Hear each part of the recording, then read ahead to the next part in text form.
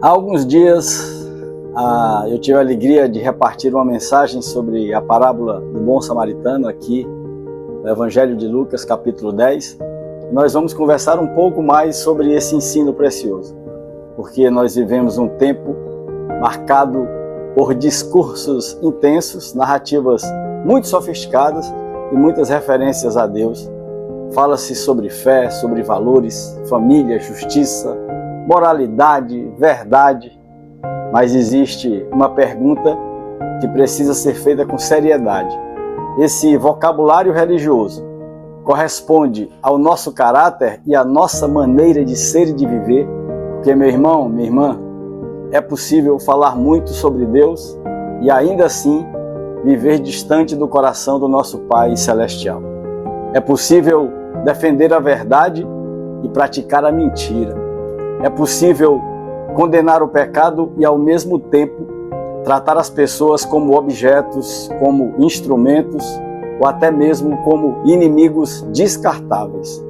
Jesus nos advertiu sobre isso, porque ele disse lá em Mateus 7, pelos frutos de vocês serão conhecidos. O Evangelho de Jesus Cristo não é apenas uma mensagem para ser repetida, meu irmão e minha irmã. É uma vida para ser vivida, formada e manifestada em nós em favor uns dos outros. E nós podemos fazer uma distinção muito importante aqui. O ser humano, na perspectiva bíblica, é uma pessoa criada à imagem e à semelhança de Deus, chamada para a comunhão, para a responsabilidade, para o amor, para a justiça e para o cuidado com o próximo. Essa é a ser-humanidade que Deus criou. Agora, quando a maldade domina o coração, a pessoa pode ser reduzida àquilo que nós podemos chamar de um ente humano. E o ente humano é aquele que perdeu a percepção do outro como uma pessoa, como um ser humano. Ele calcula, ele utiliza, manipula e descarta. Pode até defender ideias religiosas, mas já não celebra a vida, não se compadece da dor e não reconhece a dignidade do próximo. Não dá qualquer valor aos marcos civilizatórios. E por isso mesmo, o ente humano banaliza a própria vida. E meu irmão, minha irmã, a Bíblia nos mostra que essa maldade não é apenas uma falha comportamental, mas é sim um comportamento que desumaniza. Ele rompe a comunhão com Deus e destrói os vínculos com o próximo. E por isso, o Evangelho não veio apenas para melhorar o comportamento das pessoas, meu irmão e minha irmã. Jesus Cristo veio para restaurar o ser humano. E nele, Jesus Cristo, nós encontramos a verdadeira humanidade. Uma humanidade reconciliada com Deus, nosso Pai. Uma humanidade comprometida com a verdade, que deriva do amor e da graça. E Paulo afirma que Cristo é a imagem do Deus invisível. A gente vê isso lá em Colossenses, logo no capítulo 1. E também Paulo declara que Jesus a si mesmo se esvaziou, assumindo a forma humana, a forma de um servo, como está escrito lá em Filipenses, no capítulo 2. Jesus revela que a verdadeira grandeza não está em dominar, mas está em servir, em viver o evangelho relacional de Jesus Cristo. Não está em usar o outro, mas em entregar-se pelo outro. E aqui em Lucas, no capítulo 10, o intérprete da lei pergunta a Jesus: quem é o meu próximo? E a pergunta parecia espiritual, mas na verdade ela escondia uma tentativa. Ele estava querendo colocar Jesus Cristo à prova. E talvez a pergunta mais correta seria: quem eu preciso amar? Quem está incluído? Quem precisa da minha atenção? De quem eu posso ser próximo? E Jesus responde contando a parábola do bom samaritano. Um homem que descia de Jerusalém para Jericó e foi assaltado. Os criminosos tiraram seus bens, espancaram e o deixaram quase morto à beira do caminho. E então passaram por ali um sacerdote e um levita. E aqui está uma das denúncias mais fortes dessa parábola. Homens ligados à religião, viram ou poderiam ter visto a dor daquele homem caído, mas olharam, talvez até possam ter tido a vontade de se aproximar, mas seguiram adiante. Eles tinham vocabulário religioso, eles conheciam a lei, eles ocupavam um lugar de prestígio, mas diante de uma vida ferida, não houve aproximação, não houve cuidado e muito menos compaixão.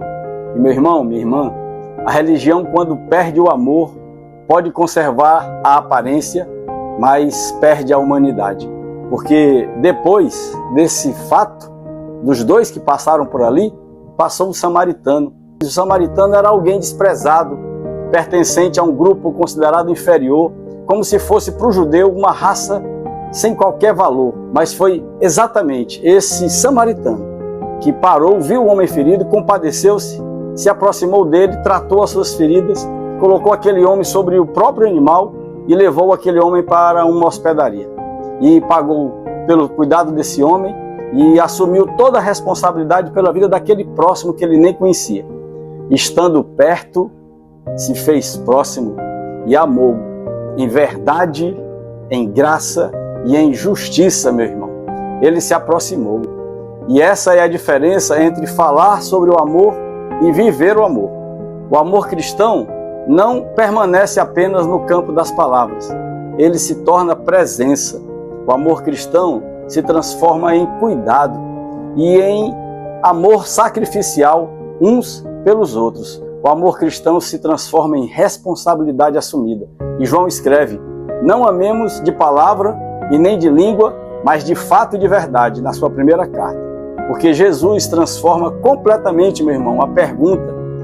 E o intérprete da lei queria saber quem estava dentro ou fora da obrigação de amar. E Jesus mostra que a questão principal não é apenas identificar quem é o próximo, mas é se tornar próximo. Estando perto, se fez um próximo, daquele caído, daquele que sofre.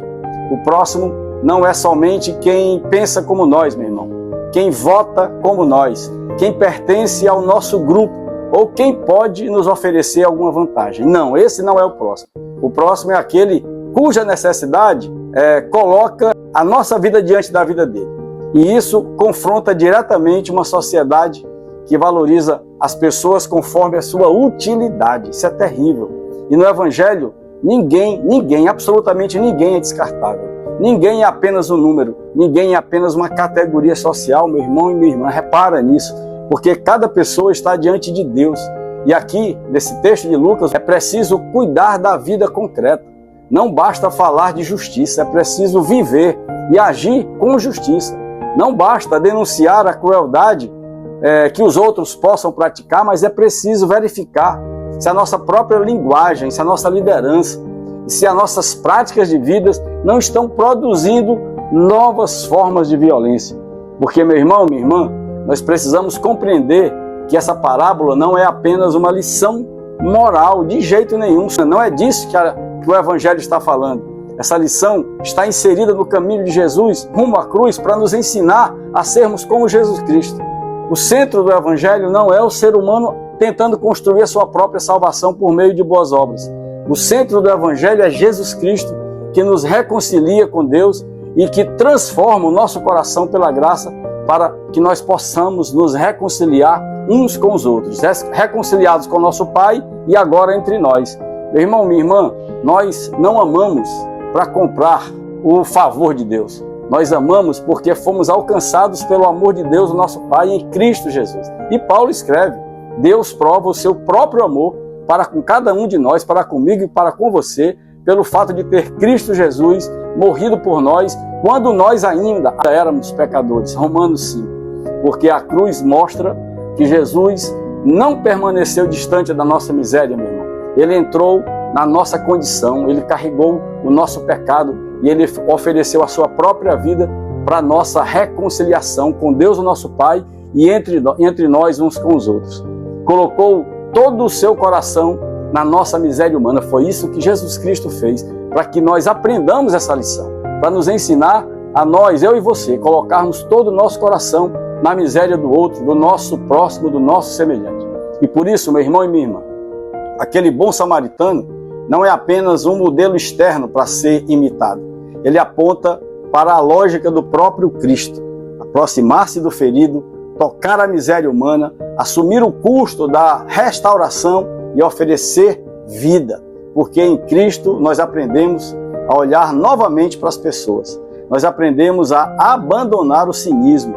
Nós aprendemos a abandonar a vaidade e a lógica do descarte daquelas pessoas que não pensam como a gente. Porque o outro não é um instrumento para a nossa ideologia ou para as nossas paixões, meu irmão e minha irmã. O outro é alguém por quem Cristo morreu. A religiosidade sem Cristo pode produzir uma aparência falsa. Essa religiosidade, ela pode defender doutrinas sem praticar misericórdia. Pode falar de pureza enquanto alimenta orgulho. Ela pode exigir submissão enquanto protege abusos.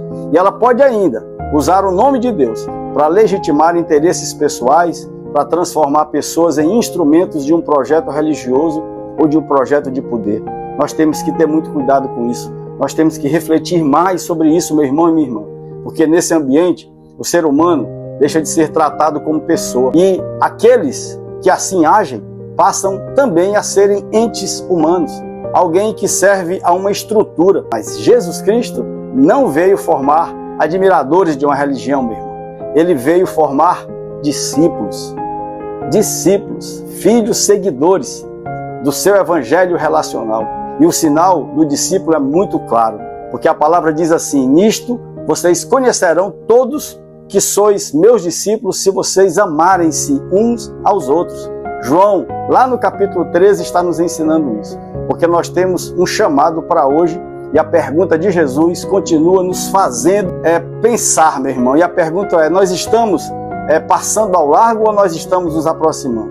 Estamos vendo os feridos ou apenas defendendo as nossas narrativas e os nossos sofismas, mentiras com aparência de verdade? Nós estamos usando a verdade para restaurar ou para humilhar as pessoas? Nós estamos exercendo poder para servir ou para controlar as pessoas? Nós estamos nos tornando seres humanos à imagem e à semelhança de Jesus Cristo, do lindo e doce Jesus Cristo de Nazaré, ou apenas entes humanos moldados pela utilidade, pelo interesse e pela manipulação? Porque, meu irmão, o evangelho relacional de Jesus Cristo nos chama a uma vida compartilhada, a uma vida de comunhão, de cuidado, de partilha, de perdão, de verdade, de responsabilidade assumida, compromisso firmado. Porque o evangelho de Cristo restaura seres humanos para a comunhão com Deus, para o amor ao próximo e para uma vida repartida em favor uns dos outros. Essa é a centralidade do ensino de Jesus. Lá em Lucas, nesse mesmo capítulo, diz: vai e procede tu igual, dessa forma, desse modo. E que essa palavra, meu irmão, não seja apenas ouvida, que ela se torne vida em nós. É o que Jesus diz: você quer saber quem é o próximo? Então age com misericórdia e você saberá o que é o próximo, além também de saber o que significa a vida eterna. Meu irmão, que o amor de Deus o Pai, que a graça bendita de Jesus, que a comunhão do Espírito Santo de Deus, que essas bênçãos preciosas estejam com todos vocês, em todo tempo e em todo lugar. Um beijo, um abraço com a minha alma, uma linda e abençoada semana e até a próxima segunda-feira.